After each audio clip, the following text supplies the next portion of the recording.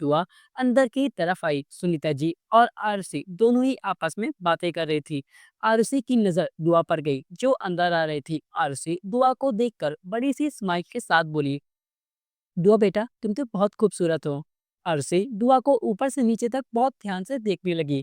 दुआ स्माइल के साथ अपने बालों को कान के पीछे करते हुए अंदर आई और बोली, गुड मॉर्निंग आंटी। अरसी ने कहा, पर सच में इतनी खूबसूरत तो मैं अपने जवानी के दिनों में भी नहीं थी। मुझे तो तुमसे इस उम्र में भी जलन हो रही है।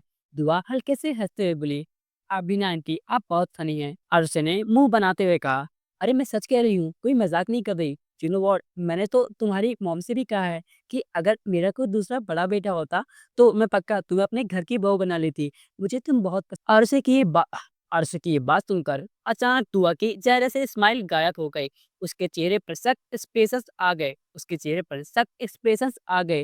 वो सुनीता भी थोड़ा हड़बड़ा गई। दुआ ने हल्के गुस्से में कहा, आई एम सॉरी आंटी, मजाक मस्ती अपनी जगह है पर ये शादी अपनी जगह। मुझे शादी और लड़कों के नाम से भी सख्त नफरत है। इसलिए प्लीज नेक्स्ट टाइम से मेरे शादी से जुड़ी कोई भी बात मत कीजिएगा। वो सुनीता की तरफ देखते हुए बोली, बाय द वे मॉम, मैं आपसे ये कहने आई थी, मेरी फ्रेंड सीजन यहाँ पर आ रही है तो मैं उसे पिक करने जा रही हूँ। मुझे आने में थोड़ा लेट हो जाएगा, पर हाँ मैं व्यांश की ट्यूशन क्लासेस से पहले आ जाऊंगी क्योंकि मुझे पता है कि मुझे आज उसे फर्स्ट टाइम क्लासेस देनी है। वो अरसे की तरफ मुड़ी और वहां से निकल गई। आरसी बस खामोशी से उसे जाते हुए देखती रह गई। उसके जाने के बाद वो तुरंत सुनीता की तरफ मुड़ी और बोली, ये सब क्या है सुनीता? तुम्हारी बेटी शादी और लड़कों के नाम से इतना बिगड़ क्यों गई? उसके चेहरे पर ऐसा गुस्सा देखकर मैं तो खुद भी डर गई। पता नहीं मेरा बेटा उसके साथ कैसे पढ़ाई करेगा। सुनीता जी ने तुरंत कहा, अरे नहीं नहीं मैडम, आपको परेशान होने की जरूरत नहीं है। वो बिल्कुल नारियल की तरह है जो बाहर से सख्त दिखते हैं पर अंदर से वो बहुत ही मुलायम है। और जहाँ तक रही उसकी शादी की बात और लड़कों से डर की बात, तो वो मेरी वजह से है। और उसी ने कंफ्यूजन में कहा, मैं कुछ समझी नहीं, तुम्हारी वजह से? इसके जवाब में सुनीता जी ने कहा, बात यह है कि मैंने आपको बताया था कि मैंने अपनी बेटी को अकेले ही बड़ा किया है। और उसी ने अपना सर हामी लाते हुए कहा, हाँ तुम जब 5 साल पहले यहाँ पर आई थी तो तुमने बताया था कि तुम्हारी बेटी मुंबई में पढ़ाई कर रही है और तुम यहाँ पर काम करना चाहती हो। हमने तुम्हें काम पर रख लिया था, यही ना? सुनीता बोली, हाँ, और उस वक्त मैं आपको अपने बारे में ज्यादा कुछ बता नहीं पाई थी। दरअसल बात यह है कि मेरे जो पति थे वो मुझे टॉर्चर करते थे। वो मेरे ऊपर हाथ उठाते थे, मेरी बेटी के सामने मुझे मारते पीटते थे, शराब पीकर गाली गलौज करते थे। और ये सब कुछ मेरी बेटी ने अपने आंखों के सामने देखा था। एक तरह से उसे एक सदमा लग गया था। छोटी उम्र में अपनी माँ को पीटते हुए देखकर मेरी छोटी सी दुआ काफी ट्रॉमा में चली गई थी। बहुत मुश्किल से मैंने अपने पति से छुटकारा पाया, फिर अपनी बेटी को लेकर उस जगह से दूर चली गई। और जब पहली बार मैं यहाँ राजस्थान उदयपुर में आई तो उसने मुझसे कहा था कि वो जिंदगी में कभी भी शादी नहीं करेगी और उसे पूरे आदमी जात से ही नफरत है, फिर चाहे लड़के हो या बच्चे। और इसलिए तो उसने आज तक किसी भी लड़के को कोचिंग क्लासेस नहीं दी। वो सिर्फ लड़कियों को ही कोचिंग देती थी। यहाँ तक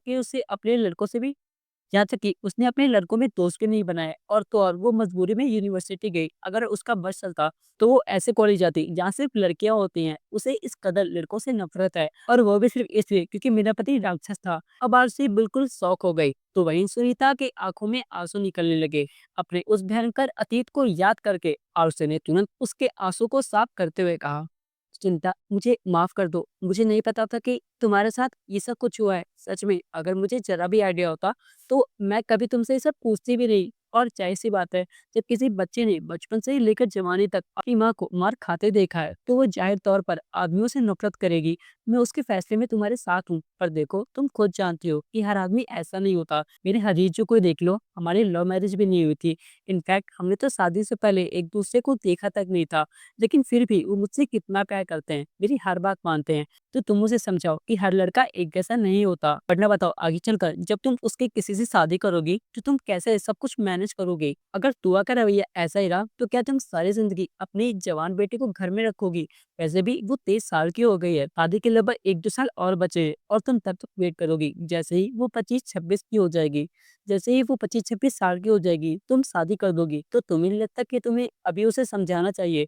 ये सारी बातें सुनकर सुनीता ने उदासी के साथ कहा, मैडम आपको क्या लगता है, क्या मैं उसे समझाती नहीं हूँ? मुझे मुझे अच्छे से पता है कि एक लड़के को माँ बाप अपने घर में जिंदगी भर नहीं भी रह सकते। ये समाज ताने मारने लगता है, और मैं क्या करूँ? वो मेरी बात सुनने या समझने को तैयार ही नहीं है। उसके दिमाग में बस एक ही भूत सवार है, वो काबिल बनना चाहती है। वो मुझे इस नौकर के काम से छुटकारा दिलाना चाहती है। मुझे दुनिया घुमाना चाहती है, दुनिया की हर एक सुख-सुविधा देना चाहते हैं। उसने कहा है कि उसकी ज़िंदगी सिर्फ़ मुश्तक है, उसकी ज़िंदगी में ना तो कोई लड़का आएगा और ना ही कभी उसे किसी से प्यार होगा और ना ही वो कभी ज़िंदगी में शादी करेगी। जब वो जब वो ये सब कुछ कहती है, तो मैं भी शांत हो जाती हूँ क्योंकि मैं उसकी बात को अच्छे से समझती हूँ। अब आज से भी खामोश हो गई क्योंकि उसे भी कुछ समझ नहीं आया। एक तरह से दुआ बिल्कुल सही थी। वो अपनी माँ को ऐसे नौकरानी का काम करते हुए नहीं देख सकती थी। आखिर दुनिया की कौन-सी लड़की होगी जो अपनी माँ को किसी के घर में काम करते हुए देखना चाहेगी? हर लड़की चाहती है कि उसके माँ-बाप दुनिया की हर खुशी पाएँ। और इसी बात ने आरुषि को दुआ पर प्राउड फील करवाया। वो स्माइल के साथ बोली, सच में सुनीता, तुम बहुत ही ज्यादा लकी हो कि तुम्हें दुआ जैसे बेटी मिली है। वरना आजकल के बच्चे अपने माँ बाप के लिए इतना नहीं सोचते। मुझे दुआ पर प्राउड फील हो रहा है और मैं इस बात से खुश हूँ कि ऐसी लड़की मेरे बेटे को कोचिंग क्लासेस देने जा रही है। मैं उम्मीद करती हूँ कि दुआ ही मेरे बेटे को सुधार देगी। मेरा बेटा भी फैमिली के बारे में सोचने लगेगा। उसे भी अपने माँ-बाप की अहमियत समझ आएगी और वो भी अच्छे बच्चे की तरह सुधर जाएगा। आरज़ू की ये बात सुनकर सुनीता ने कहा, वो तो पहले से ही सुधरे हुए हैं, आपको उनके बारे में इतना फ़िक्र करने की ज़रूरत नहीं है। मेरी बेटी उन्हें अच्छे से पढ़ाई कर मेरी बेटी उन्हें अच्छे से पढ़ाएगी। मैंने उससे बोला है और उसने खुद भी कहा है कि वो अपना 100% देगी। सुनीता की ये बात सुनकर आरुषि मुस्कुरा दी, जिसके बाद दोनों ही अपने-अपने काम में लग गए।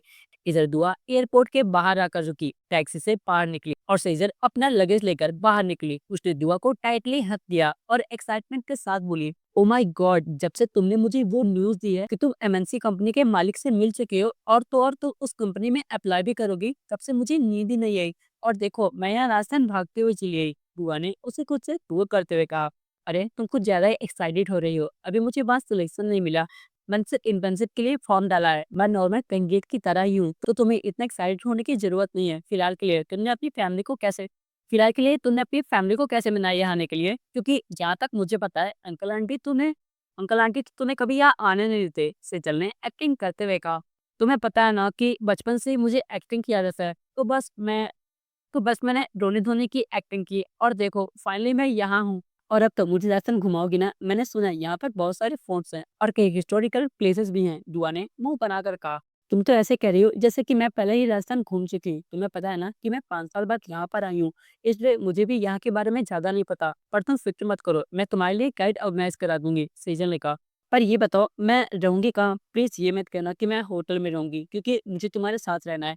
वो उसके हाथ को पकड़कर लटक गई। तो दुआ ने उसे दूर धक्का देते हुए कहा, तुम भी ना चारों तरफ मुझे बच्चे-बच्चे क्यों मिलते हैं? कोई मुझे मेरे जैसा क्यों नहीं मिलता? सेजल अपने बाहों में चिढ़ाकर बोली, जहाँ तक मुझे पता है मैं ही तुम्हारे साथ बच्चे से हरकतें करती हुई। फिर और कौन सा बच्चा मेरे कॉम्पिटिशन में आया? मुझे इससे जलन होने लगी है, जल्दी बताओ। दुआ टैक्सी में बैठते हुए बोली, वो बच्चों से भी बच्चा है, पता नहीं मुझे समझ नहीं आता कि वो किस तरह का है। चेहरे से काफी क्यूट लगता है, हरकतों से बच्चा है, पर उसका स्टाइल मैच्योर है और मेरी एक ही बात से घबरा जाता है। आई डोंट नो वो कैसा है, पर थोड़ा यूनिक है। दुआ ये सब बताते हुए व्यास के ख्यालों में ही कहीं खो गई थी। सेजल उसकी आंखों को पढ़ते हुए बोली, ओ माय गॉड, तो दुआ मैडम लड़के के बारे में सोच रही हैं? कहीं मैं कोई सपना तो नहीं देख रही?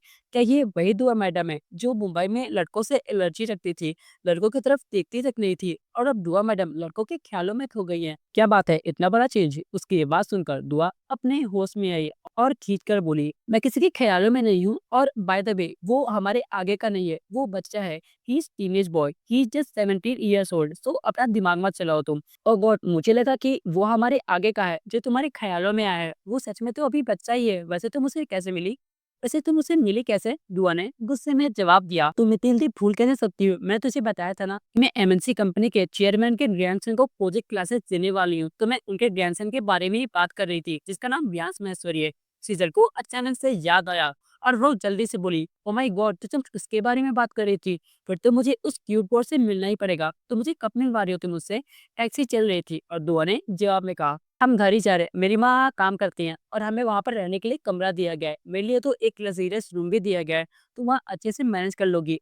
और आज मेरी उससे पहली क्लास है, तो तुम तब मिल लेना। पर हाँ, उसे ज़्यादा डिस्टर्ब मत करना कि वो थोड़ा शर्मीला टाइप का भी है। साथ मुझे लगता है कि उसे लोगों से इंटरेक्ट करने में प्रॉब्लम होती है, क्योंकि वो भी मेरी बातों का ज़्यादा जवाब नहीं देता। So don't irritate him, Sejal ने उसे छेड़ते हुए कहा। क्या बात है मैडम, तुम तो अभी से ही उस बच्चे की साइड लेने लगी हो। कहीं ऐसा तो नहीं कि तुम्हारा एक बच्चे पर दिल आने वाला है? दिल की ये बात सुनकर अचानक से दुआ का दिल जोर से धड़क उठा और वो एकदम से सीजल को देखने लगी। सीजल को कुछ महसूस हुआ और वो तुरंत अपना सर झुकाकर बोली, I am so sorry, please मुझे मुझे माफ कर दो। मुझे पता है कि तुम्हें ऐसे मजाक पसंद नहीं है। प्लीज, आई प्रॉमिस, मैं नेक्स्ट टाइम से ऐसे भी कोई मजाक नहीं करूंगी। प्लीज दुआ, आई एम सॉरी। दुआ ने विंडो के बाहर देखते हुए कहा, अच्छी बात है कि तुम्हें समझ में आ गया, वरना मैं इस टैक्सी से ही तुम्हें बाहर फेंक देती। सेजल ने उसे हक कर लिया। कुछ ही देर में कार बड़े से गेट के अंदर जाती है। सेजल आंखें फाड़े पूरे मैचवरी पैलेस को देख रही थी और लगातार दुआ को पकाई जा रही थी। पैलेस की तारीफ करके दुआ खामोशी से ये सब सुन रही थी। कुछ ही देर में वो दोनों बाहर निकले और दुआ उसे लेकर अंदर की तरफ जाने लगी। वैसे तुम उसे कितने बजे कोचिंग क्लासेस देने वाली हो? दुआ को कुछ याद आया और उसने टाइम देखा तो उसकी आंखें बड़ी बड़ी हो गई। ओ गॉड, मैं तो पूरी 15 मिनट लेट हो गई। मैं टाइम को लेकर कितनी पंक्चुअल हूँ, तुम्हारी वजह से मैं आज लेट हो गई। मुझे जल्दी करना होगा। तुम जाओ, जाकर मेरी मॉम के रूम में चेंज कर लो, फिर मेरे रूम में आ जाना। उसने सुनीता के रूम की तरफ इशारा किया तो सेजल ने मुंह बना लिया और उस तरफ चली गई। इधर दुआ सीधे अपने कमरे की तरफ आई, पर कमरे का दरवाजा पहले से ही खुला हुआ था। बुआ की आंखें छोटी हो गई, लेकिन जब वो कमरे के अंदर पहुंची तो नीचे जमीन पर मैट बिछा हुआ था और उसके ऊपर व्यास बैठा हुआ था, नोटबुक में कुछ लिखते हुए। दुआ वहीं रुक गई और बस एक टक व्यास को ही देखते रह गई। उसके सिल्की बाल अब भी माथे और आंखों पर बिखरे हुए थे। वो इस वक्त बेहद मासूम लग रहा था और बहुत ध्यान से अपनी नोटबुक में कुछ लिख रहा था। ना चाहते हुए भी दुआ के चेहरे पर एक हल्की सी स्माइल आ गई। उसने धीरे से कहा, हेलो स्टूडेंट। दुआ की आवाज सुनते ही व्यास की आंखें बड़ी बड़ी हो गई। उसने तुरंत अपना सर उठाया और उसकी नजर दुआ की नजरों से जा मिली। उसी वक्त व्यास ने कसकर अपनी नोटबुक को पकड़ लिया। सो फ्रेंड्स, अब आगे क्या होता है ये आपको अगले एपिसोड में पता चलेगा। एंड ये थी आज की स्टोरी। अगर आज की स्टोरी आपको पसंद आई हो तो हमारे वीडियो को लाइक एंड चैनल को सब्सक्राइब करना न भूलें। एंड और एक बात, मैंने जो रिव्यू वीडियो इसमें बनाई थी वो मैंने डिलीट कर दी। हाँ, वो वीडियो मैंने डिलीट कर दी। एंड आप लोगों को लग रहा होगा वो वीडियो मैंने क्यों डिलीट कर दी। तो मैंने ये सोचा था कि अगर मैं उस पर डालूंगा तो कोई प्रॉब्लम नहीं होगी, बट मुझे ऐसा लगा कि मुझे ऐसा फील हुआ कि मतलब मेरे जो चैनल है, मतलब आईडी 2.0, उस पे मिक्स कंटेंट हो रहा है। मिक्स कंटेंट मीन की मतलब स्टोरी है एंड उसका रिव्यू भी है। तो मैंने सोचा कि रिव्यू का एक अलग से चैनल बनाते हैं। तो इसलिए मैंने रिव्यू हब एक नया चैनल क्रिएट किया। तो जितनी भी रिव्यू की वीडियोज़ होंगी तो वो उस चैनल पे आएँगी। तो डिस्क्रिप्शन बॉक्स में लिंक है, आप जाकर प्लीज़ उसे सब्सक्राइब कर लीजिए। एंड आप लोग इस चैनल पर अपना प्यार जितना बनाए रखते हैं, प्लीज़ उस चैनल पर अपना प्यार हमें दीजिए। एंड रही बात स्टोरी की, तो ये जो चैनल है आईडी 2.0, तो इस पे सिर्फ़ स्टोरी ही आएगी। तो इस पे सिर्फ़ स्टोरी ही आएगी, क्योंकि उसमें मुझे ये भी प्रॉब्लम हो रही थी, क्योंकि मैं उसमें रिव्यू पर ही ध्यान दे रहा था। तो जो स्टोरीज़ थी उसके एपिसोड्स पीछे छूट रहे थे। तो मतलब जैसे कि 10 दिन हो गए थे, तो मतलब जैसे कि 10 दिन हो गए थे एंड मैं स्टोरी के एपिसोड्स आपको प्रोवाइड नहीं कर पा रहा था। तो इसलिए मैंने सोचा कि रिव्यू को साइड रखते हैं एंड जो स्टोरीज़ हैं, तो इसलिए मैंने ये नया चैनल क्रिएट किया। तो आप लोग जाकर उसको सब्सक्राइब कर लीजिए। एंड इसमें जो सारी स्टोरीज़ आएँगी, मतलब जो कि अभी हमारी माई साइकिल डेनना चल रही है। एंड मैंने एक चीज़ और भी सोचा है कि मैं 1 वीडियो स्टोरीज़ लाऊँ। तो आप लोग कमेंट करके बताइए कि आपको 1 वीडियो स्टोरी से पसंद है कि नहीं? मतलब कि जैसे कि होता है ना कि एक ही वीडियो में सारी स्टोरीज़ कवर हो जाती है। मतलब कि एक ही वीडियो में सारी कहानी हो जाती है। मतलब चाहे वो लव स्टोरी हो, चाहे वो सस्पेंस हो एंड ब्ला ब्ला ब्ला, मतलब कि जिस तरह की स्टोरीज़ होती हैं। तो अगर आपको इस तरह की स्टोरी सुननी है तो आप लोग प्लीज़ मुझे कमेंट करके हमारे इस वीडियो में बता सकते हैं। एंड ये थी इसकी स्टोरी। अगर आज की स्टोरी आपको पसंद आई हो तो हमारी वीडियो को लाइक एंड चैनल को सब्सक्राइब करना ना भूलें।